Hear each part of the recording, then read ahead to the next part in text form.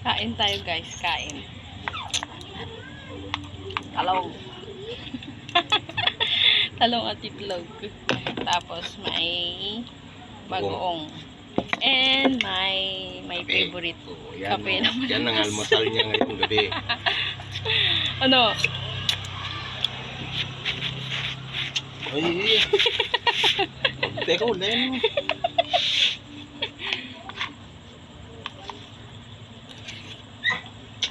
Lagi ng suso. Sino? Yan lang.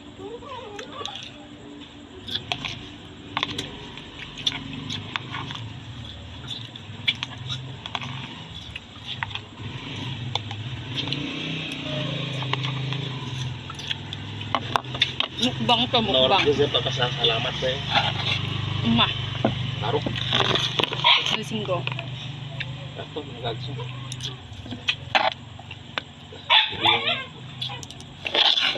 Kimumay mo.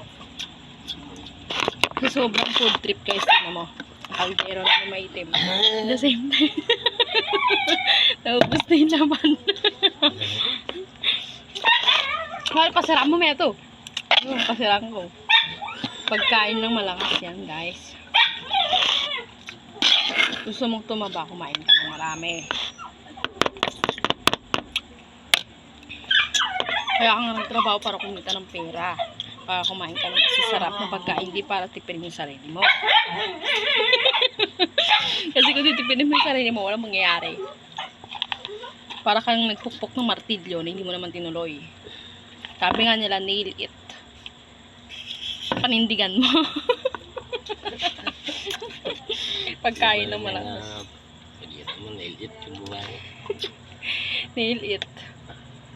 Yun naman talaga. Kailangan mo kumain ng masarap. Kung gusto mo kumita ng pera, kailangan mo magtrabaho, kumain ka ng masarap. Nail it. Kailangan mo magsikap. Pako na. Pako mo. Para doon mo sabing pinanindigan mo yung bawat desisyon na ginagawa mo. Ganon. Nail it. Masarap kumain, lalo na kapag pinagpaguran mo yung kinakain mo. Feel mo yung freedom of expression na kumakain ka. Kasi nga, yun ang gusto mong gawin kumain. Kasi nagtatrabaho ka. Nagagawa mo yung best mo para kumita ng pera. Para kumain ng masarap na gusto mo. So, no judgment yan guys.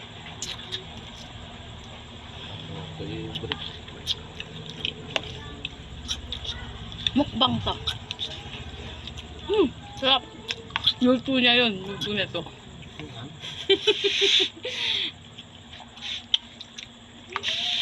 Minamasal pa yan guys. Minamasal na.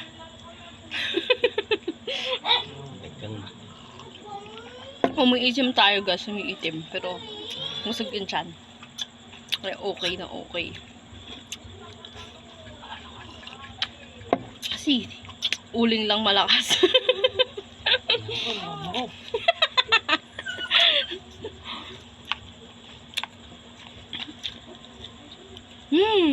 Sarap.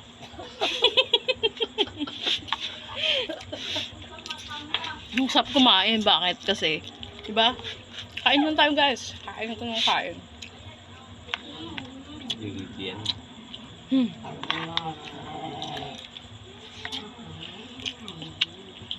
Yung yato, marami pa nangan.